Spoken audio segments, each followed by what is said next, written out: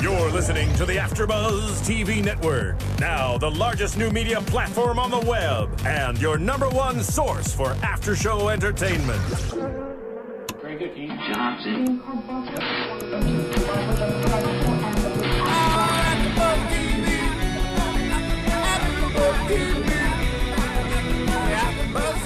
the AFTERBUZZ Studios in Los Angeles, California, and streaming live on Ustream. This is AFTERBUZZ TV for Boardwalk Empire. We'll break down tonight's episode and get you all the latest Boardwalk Empire news and gossip. If you'd like to buzz in on tonight's show, you can buzz us at 424-256-1729.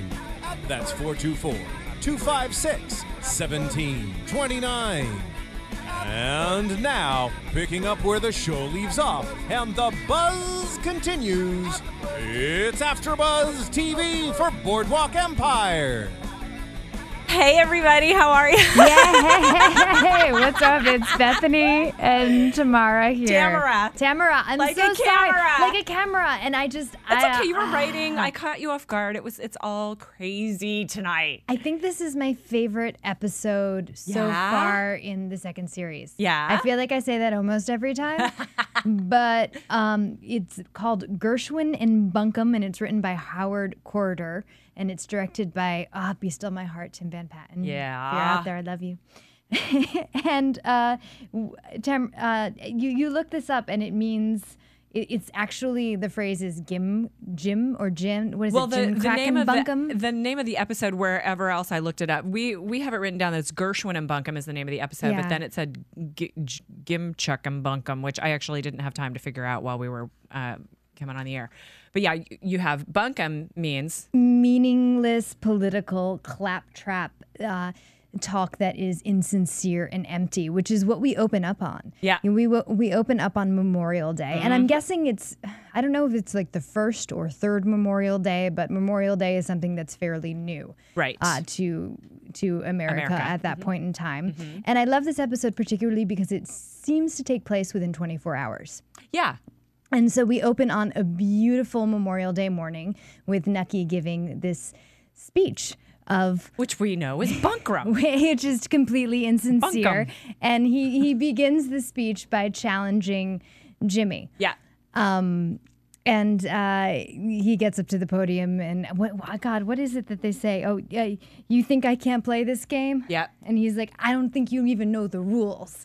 So there's a lot of tension there. Yeah. Yeah, and Nucky talks, and I think this is kind of a theme that goes through the episode, which we'll talk about as we go, but Nucky talks about loyalty. And speaking of loyalty, let's bring up my loyal friend Jimmy. And it's like, oh, man. I mean, really just like calling him out. Yeah, he does. He totally calls him out. And it's an episode in which people really lose their lives. Literally, due to their loyalty. So this speech happens, everything happens. The Commodore is now paralyzed. Incapacitated, He's totally incapacitated, and they're trying to keep the lid on that. When we opened up, I thought Nucky knew. When we opened up in that first scene. I did too, because he says he's away on business. You know, I thought he was just covering up. Exactly. Except, why would he? There's no reason to. There's no reason for him to cover up. And then I'm just going to cut to, we see Eli come to Nucky's house. And there's a moment there in which I think that they're going to make up. Did you feel that? Yeah, I did. Absolutely. I thought that was going to happen. He was, and you know, they're fighting, and finally Eli's crying, and he's pleading, and Nucky goes, okay, that's fine, just one thing. Anything. I'll do it. Anything, Eli says, right? Yep, and just kissed my shoes. Just kiss and beg. And he doesn't even really give him the opportunity to do that because he just attacks him. Right. That's a pretty vicious fight, wasn't it? It was really vicious, and I almost thought that Nucky was going to die, and then I remembered it's not Game of Thrones, and they don't kill off their lead characters. So we're lucky for that. We're lucky for that. So I was like, okay, I can open my eyes now.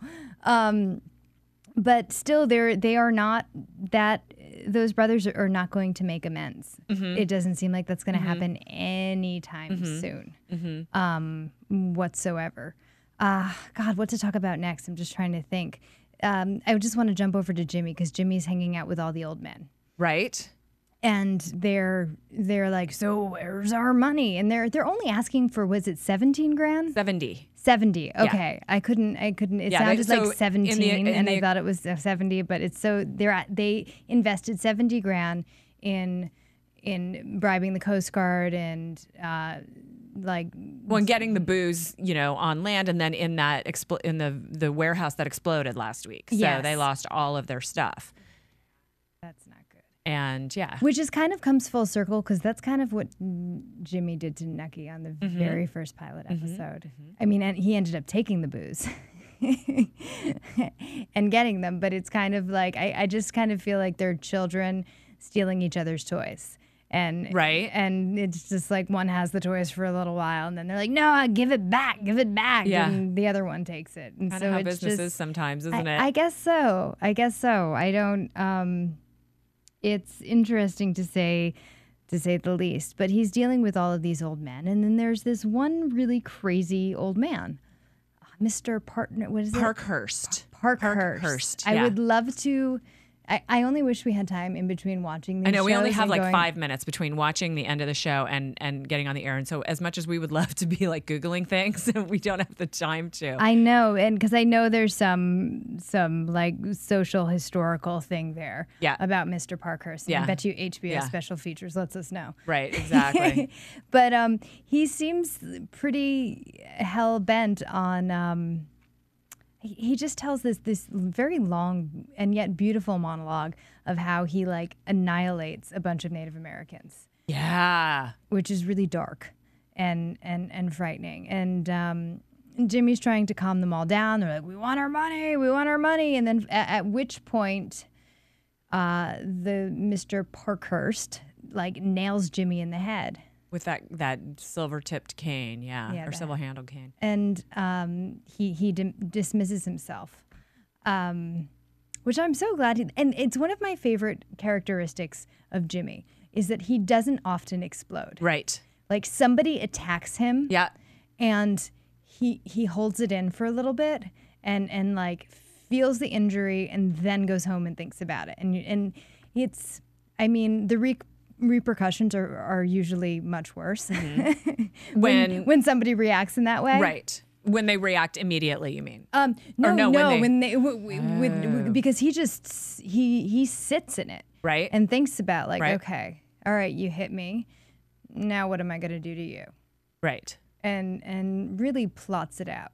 So where do you imagine he got those characteristics of really sort of being the more conniving, for lack of a better word, and less, like you say, explosive. He's more Nucky, internal. Yeah, because I mean we saw Nucky and Eli fight it out, and Nucky was losing clearly. Right. I mean look at the muscle and the mass on them. Of course, yeah. Like when Nucky went for Eli's throat, I was like, really, are you going to do that?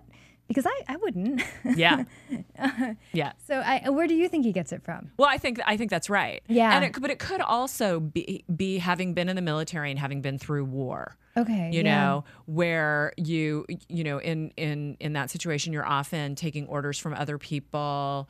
And you have to sort of, consider those things, but you don't get to necessarily do what is of your choosing right away. And so perhaps when he's come back, even though he has the freedom to do what he wants, he's still coming from that, there's sometimes a bigger picture going on. Yeah. Maybe. No, I agree with you. It's that makes full sense.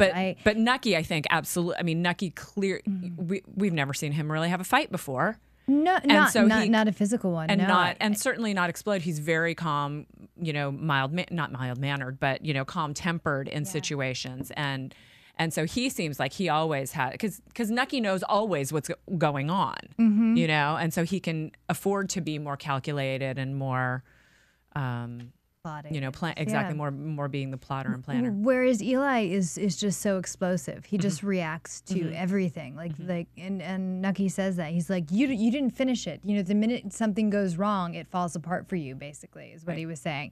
He's like, there's no follow through with you. You got into this mess and now you come to me.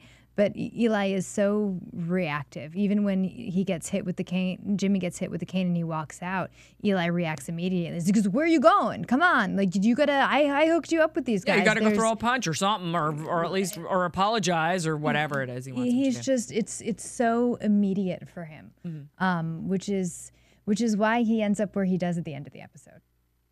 Eli, you mean? Yes. Yeah. But I don't want to get to that yet because it's at the end. I mean, of course, the viewers have watched it, but yeah, we all know what happens. We've all been there. Bump. Well, let's talk about Richard a little bit, shall we? Yes, please, because this was I love that they're writing more for him. We're actually looking at the scene right here where he's looking through the scrapbook, which I thought was just gorgeous. I mean, that. Looking at that piece, I was thinking, gosh, I would love, I mean, what a beautiful work of art, what a beautiful chronology of his life. All these romantic pictures of couples and, you know, a baby sitting in a normal apartment and kind of idyllic life and the things that I'm sure he thinks he will never have. It's so beautiful from a character perspective, from a directing perspective. Like it like clues us in so instantly to have this man with this like broken face, and broken soul, looking at these images of families and looking at images of security and love, and it just like literally, I think I stop breathing when I watch it because it is so sad because you want you want those things for him, and he like prepares he prepares everything so.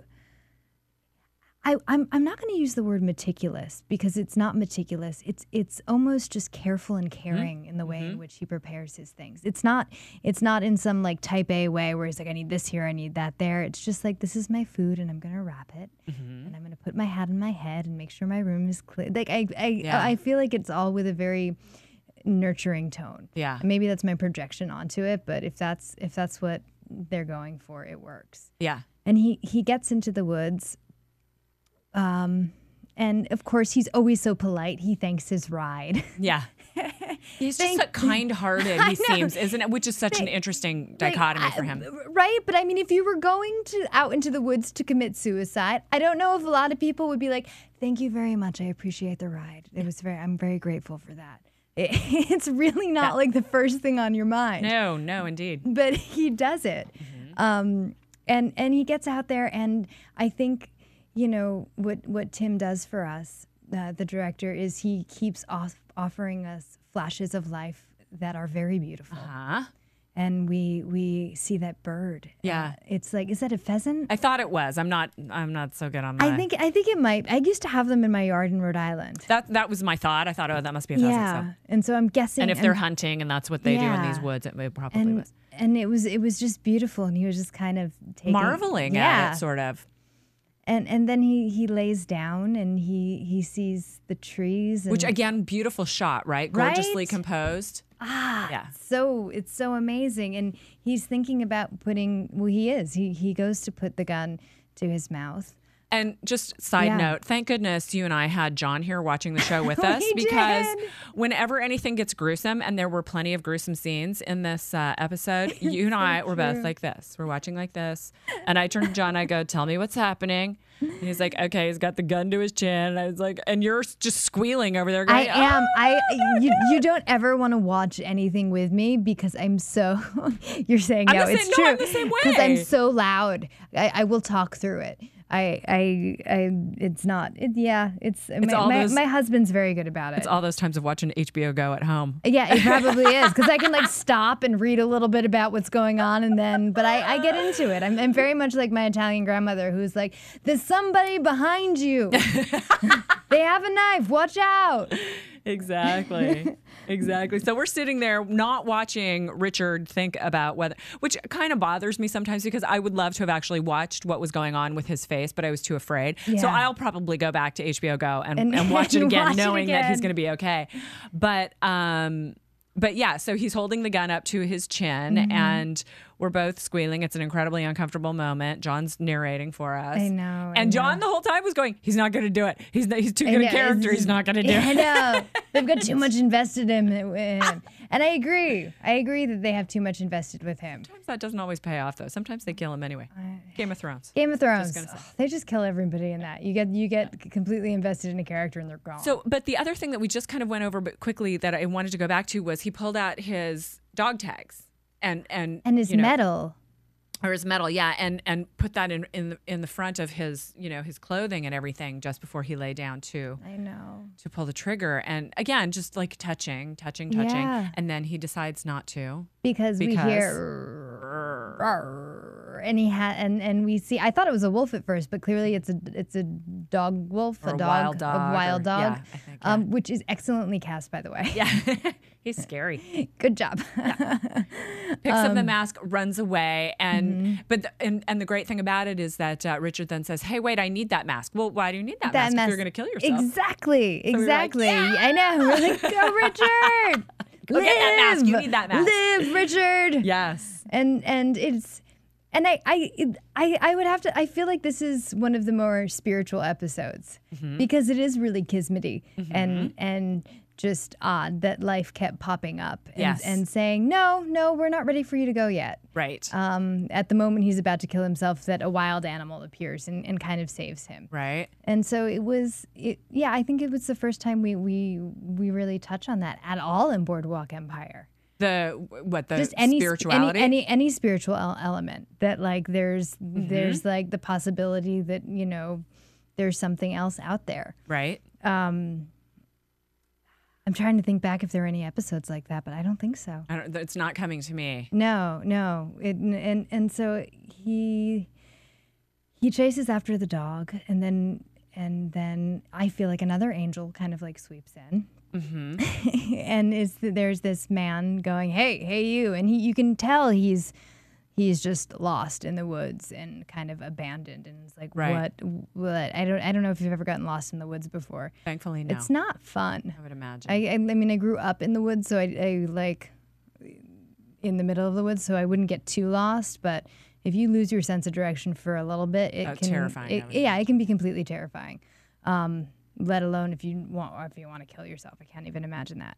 Right, and thinking about just his psychological journey. So we saw him getting ready to leave his place. He gets to the woods. He's tried to kill himself. So he's been in this sad spot, for lack of a better word. He's clearly pretty much as low as you can go. Yeah, and then gets saved by the dog and meets Glenmore and Pete at and such a interesting characters, interesting setting, a place I've never really spent any time, sitting by a spit in the woods, cooking my squirrel for dinner. I can't imagine the prop person that had to go out and get the squirrel.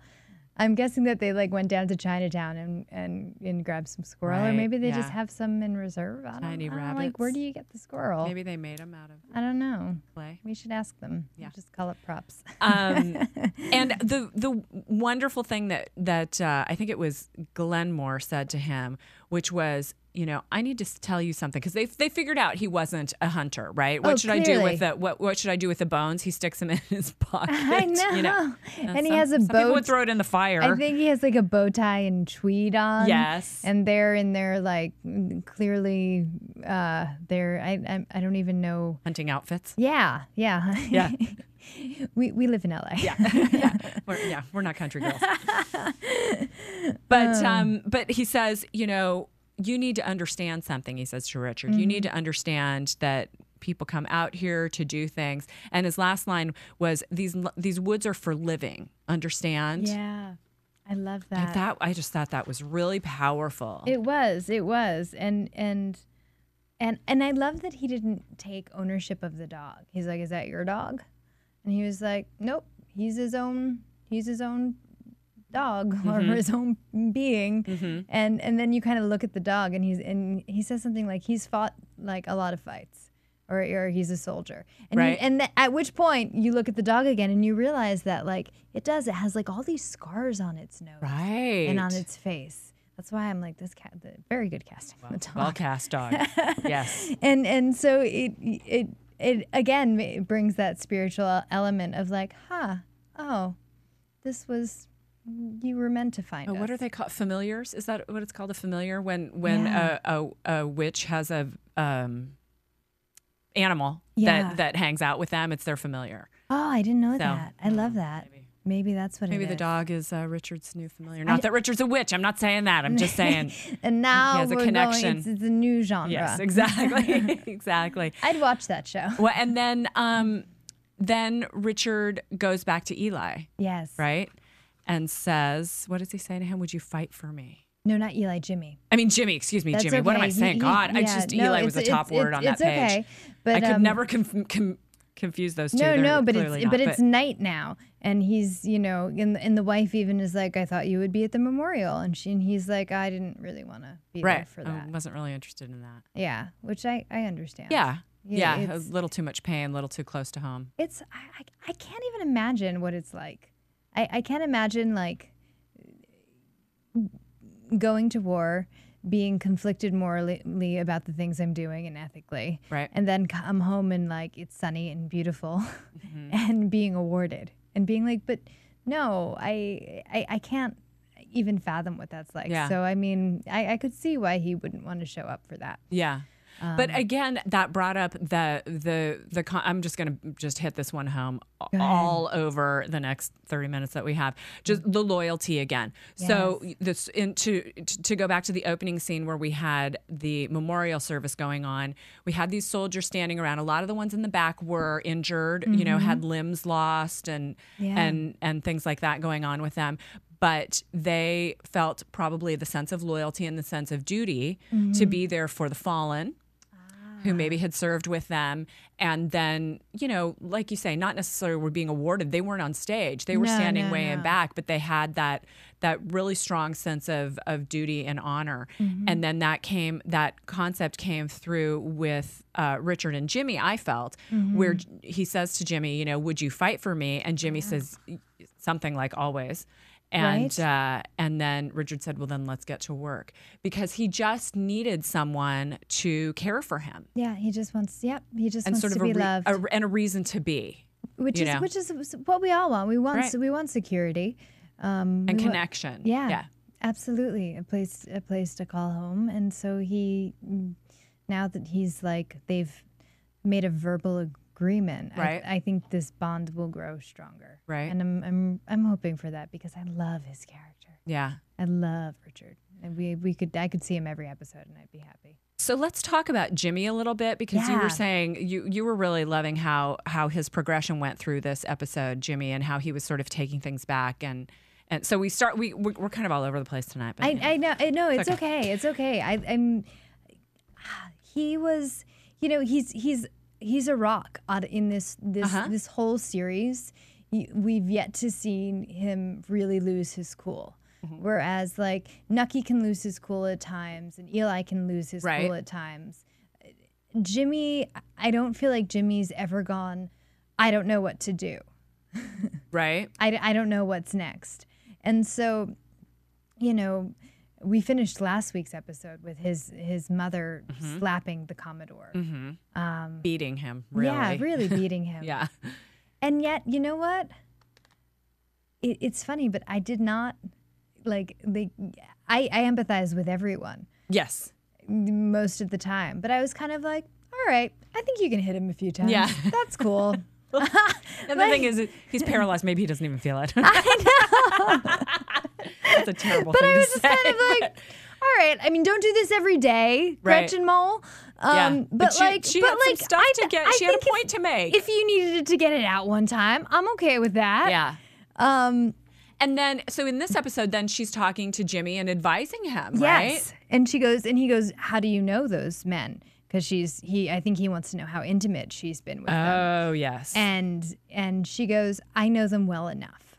And so it's, I don't imagine she's messed around with them, but I don't doubt that she's like danced naked on their laps. I mean, it's like, and so she's like, I know how they work. Right. And she's very calming and nurturing in a weird gangstery kind of way. She's like, $70,000 is nothing to them. 70. Yes. No, did I say 70? I thought I said it. Maybe. Oh, no, okay. I just probably misheard. It's okay. $70,000 is nothing to them. Right. And he's like, okay, all right. And he's like willing to take this burden on. Right. He's willing. He doesn't go like with his tail between his legs like Eli does back to Nucky. I think he really wants to stand on his own 2 feet and just keep control of this. What I do find fascinating, sorry, I'm jumping. No, it's okay. I'm jumping characters here. Is actually with the Attorney General in this episode. Right. Our friend Chris McDonald. Right? Mm-hmm. He has this very leisurely life. Yes.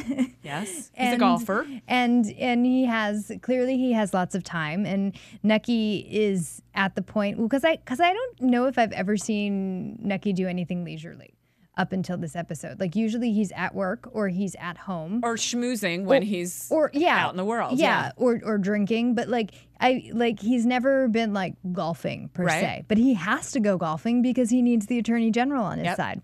So he does that. Big way. Right? Yeah. And then cut to later that evening, the lawyer's like, I gotta go home. And we're like, okay, bye, see you. And the rest of the guys are like, well, we have the night free. When the cat's away. We expect you to entertain us. Mm-hmm. That's what we want from you. And you can just see the look on Nucky's face like, oh my God, I have to entertain you people. Which, I mean, that is the life he has created. Yes. Nucky, you mean. Yeah. Yeah. Mm-hmm. And he might not be thrilled with that. That he has to entertain these people in that way, and give them bread and circus, so to speak. But that's what he has to do. And that closing shot. Oh my gosh, wasn't that a riot? Oh my God. I just can't. I mean, you clearly see the Eternal General getting like a full blowjob. Mm-hmm. With a second girl under his arm. Yeah, and he's like, this is I mean, it's so like and one of his buddies standing right here, right? I mean, I assume that this all occurred and this all happens and this probably all still happens. I just can't believe that like men have sex with women, like being like, hey man, check this out. I'm doing it. Isn't this awesome? There's no sense of privacy. There's like, no, I think I might go into the other room because he doesn't even in the hallway, for goodness sake. Well, he has a bedroom there, but no, he's just like, this is amazing. And I guess people function that way. Maybe I have like a sheltered Catholic upbringing and I don't know that that's how people function. Really? You haven't seen that in your sheltered Catholic upbringing? You haven't seen that I've scene never, before? Really? You haven't lived that life? I've never You haven't been the girl sitting right here? I've never gone. I've never gone to a party and people have been like, dude, check out this hat I'm getting. It's amazing.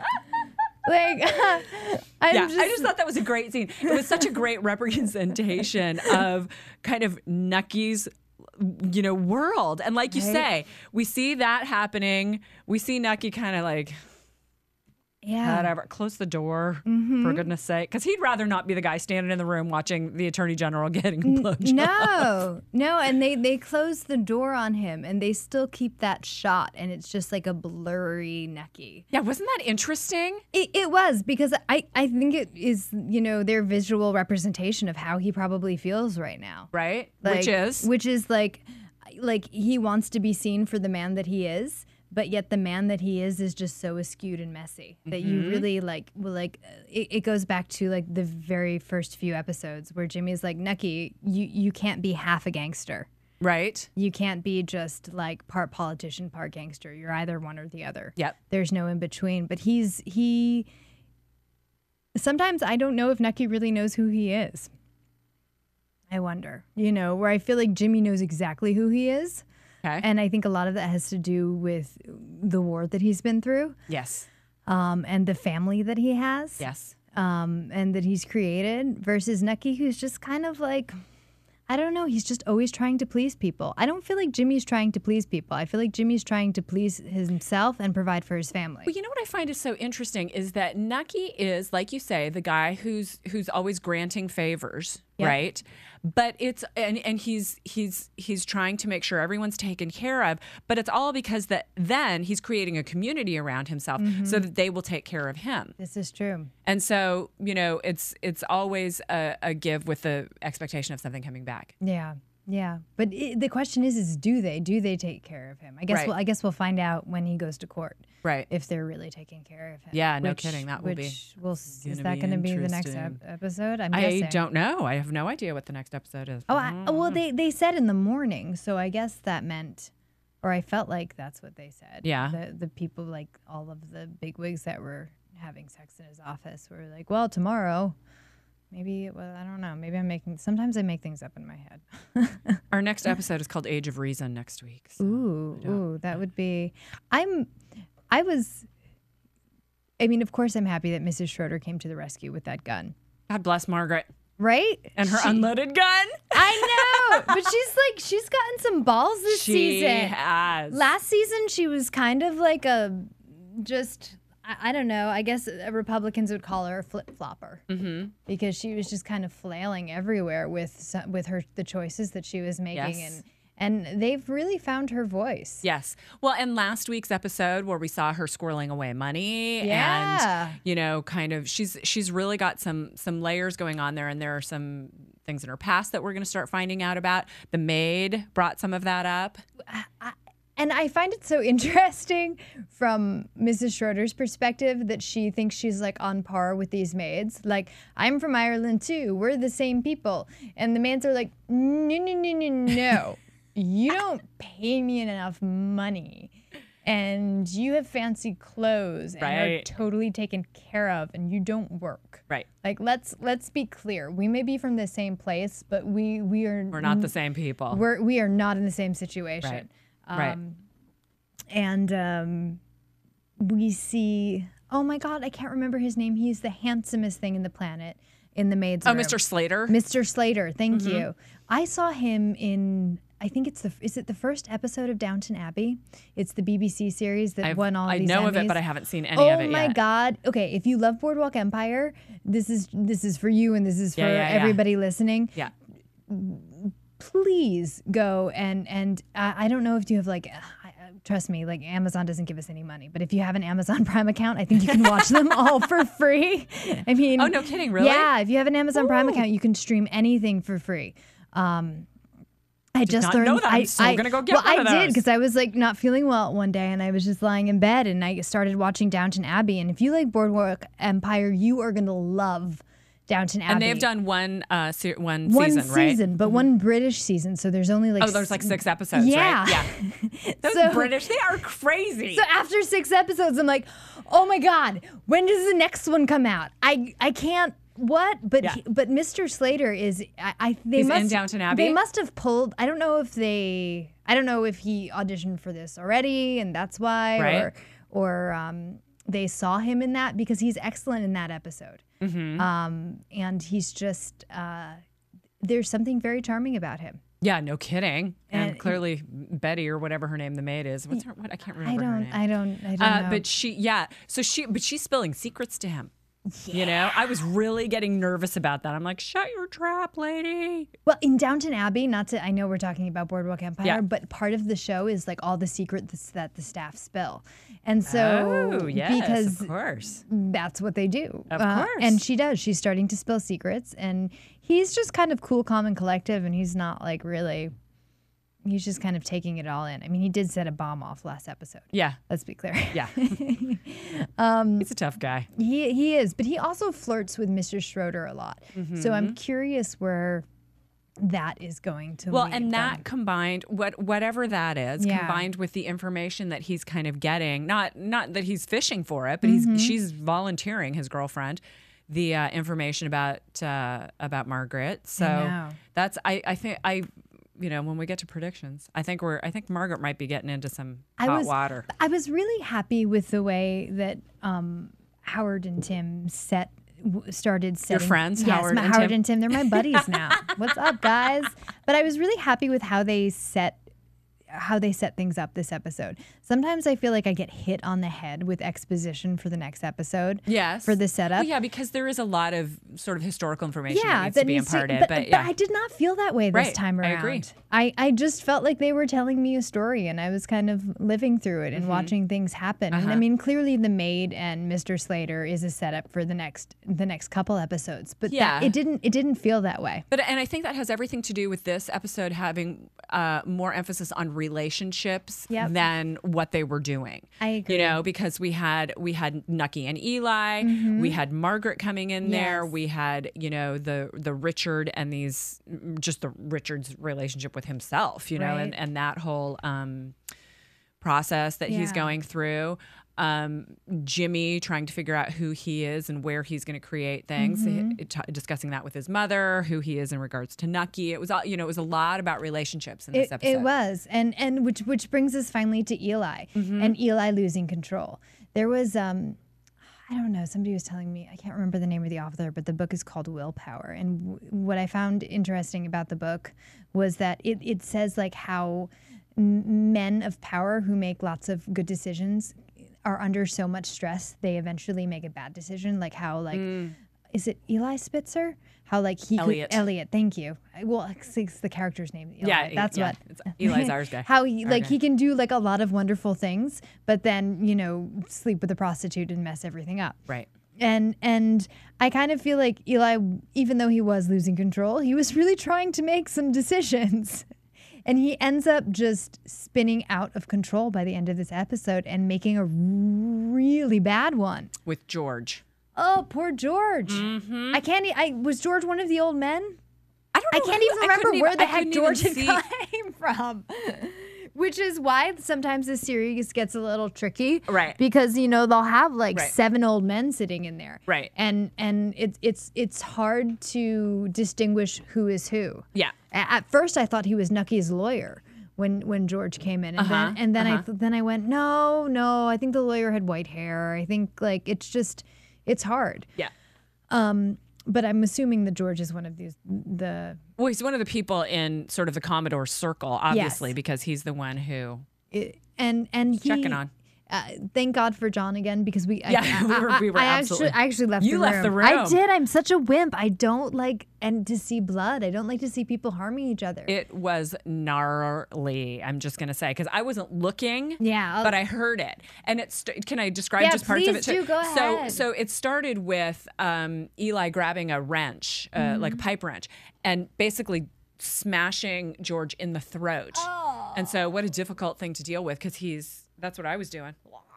Yeah. So he's recoiling and trying to breathe, and you know there's this trauma going on, and then Eli just takes that pipe wrench and just bludgeons the heck out of him.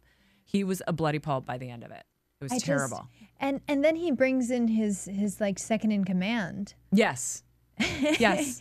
like why Clean would up you in my barn? Like, why would you bring him in? He's like the biggest oaf in the world. Right. Like you but loyal. Yeah. See? This is true. I'm telling you, I'm crowbarring that theme in anywhere I can. I love it. No, it's great. It's brilliant. And then we come to, I mean, basically the night ends in just not everybody, but a couple of people dying, because Jimmy pays and Richard pay a visit to Mr. Parkhurst, who so oddly and yet elegantly is like examining the fine details, right? Of like this Native American broadcloth or whatever it was, a breechcloth. And he's like, "Isn't this beautiful? Isn't the beadwork amazing?" And you're like, "But you slaughtered them." Right. The reason you have that in your hand is because that guy's dead. Like how sick are you that you like kill something and then hold on to it? And then in the wide shot, you could see his collection in the set decorating of all of the Native American, I don't want to say apparel, but kind of. Artifacts? Yeah, thank you, artifacts.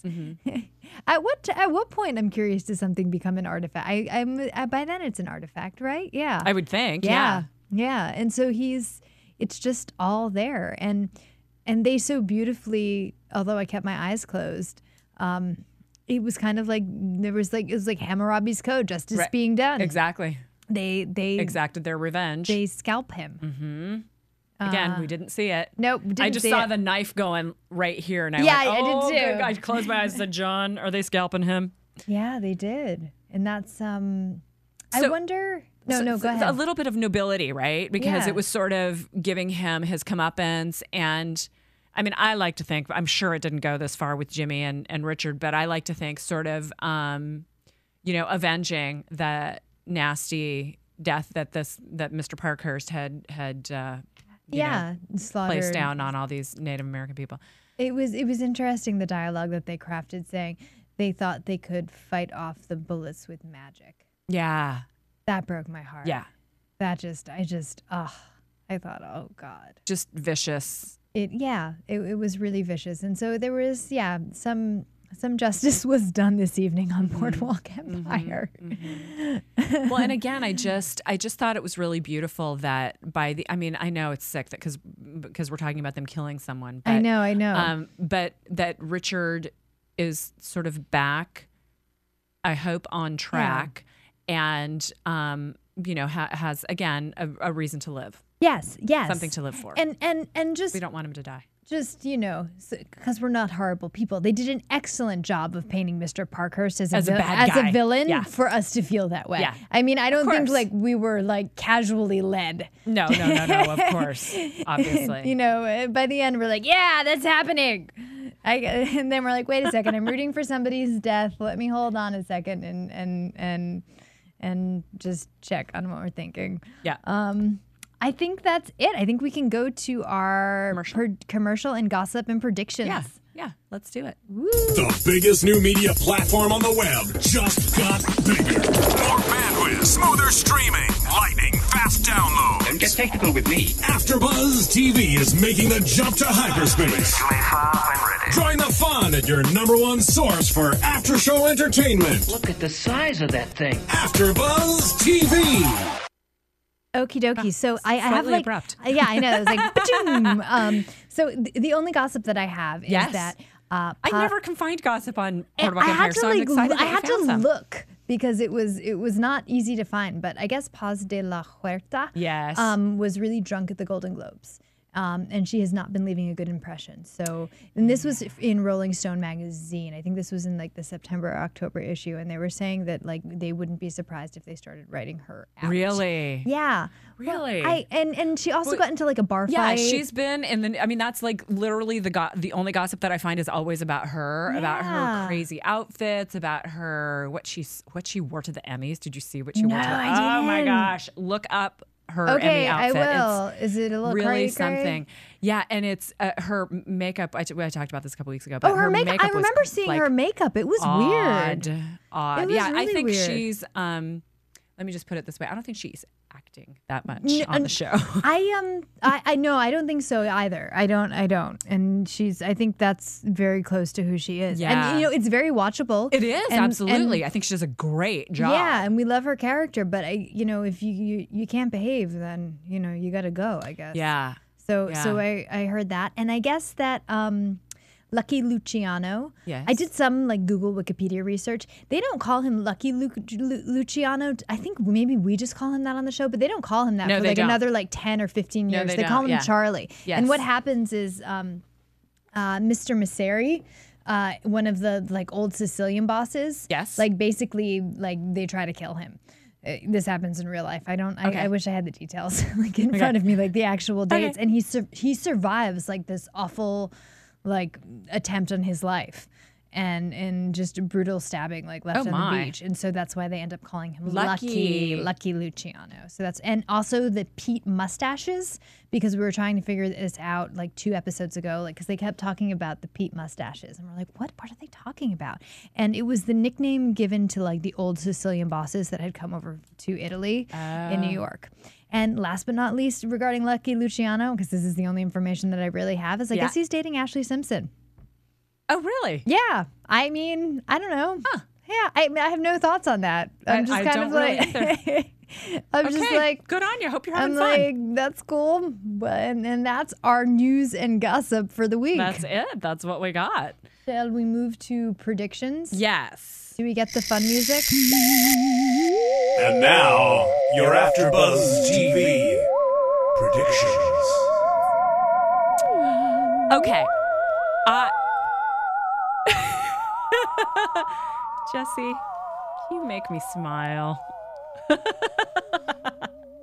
All the time. That's DJ Jesse Janity. He's our engineer on the show.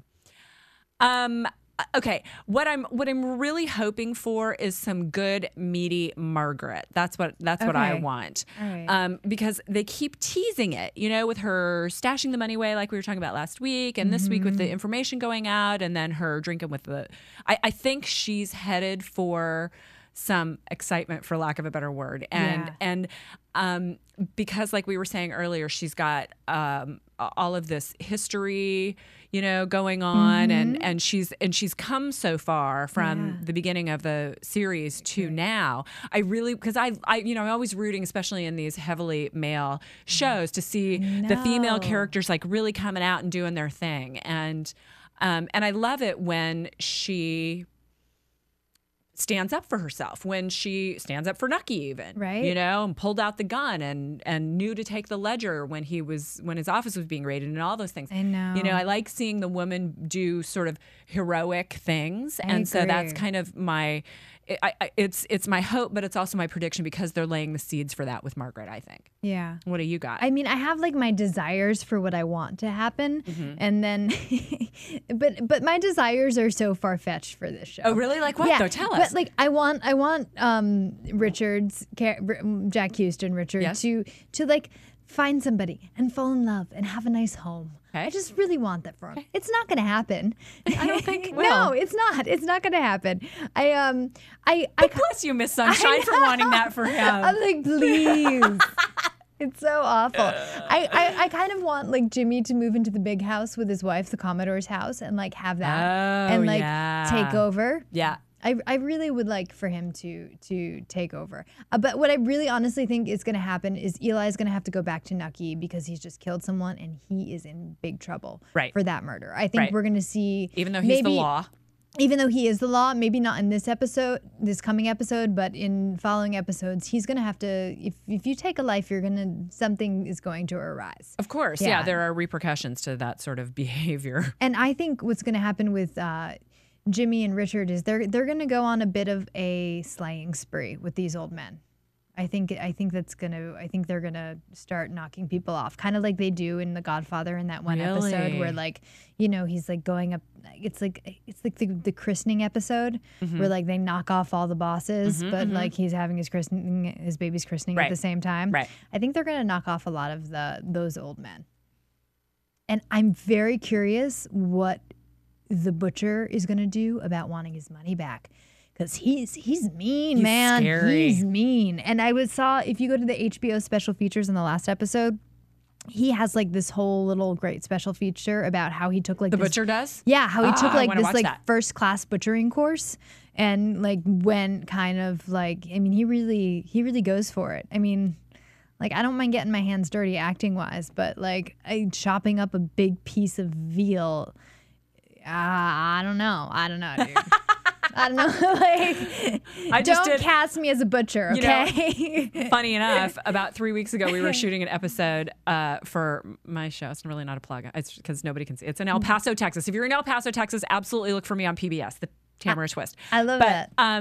But we did a little scene that hasn't aired yet, but it will. And I had fish thrown at me, like whole fish. And it was so nasty. One of them actually hit me in the face. I had fish guts on me. It was nasty. But yeah, so getting hands dirty. Yeah, I've got my everything dirty with fish guts. It was gross. Ride horses and go camping, but I don't want to like touch fish guts. Yeah, fish guts. I did. Yeah. I did it for my art, and I did it for you people in El Paso. Enjoy. Bless your heart. Well, I think that's it. I think that's a wrap. I'm so looking forward to next week's episode. We're kind of already halfway through the season. Right? We've got 5 episodes left. So this is exciting. So we will see you next week. Yep. From producers Kevin Undergaro and Phil Svitek, engineer DJ Jesse Janity, and the entire AfterBuzz TV staff, we would like to thank you for listening to the AfterBuzz TV network. If you have questions or comments, be sure to buzz us at info@AfterBuzzTV.com. And you can find us on Facebook or follow us on Twitter by searching for AfterBuzz TV. Buzz you later. AfterBuzz. The views expressed herein are those of the hosts only and do not necessarily reflect the views of AfterBuzz TV or its owners or principals.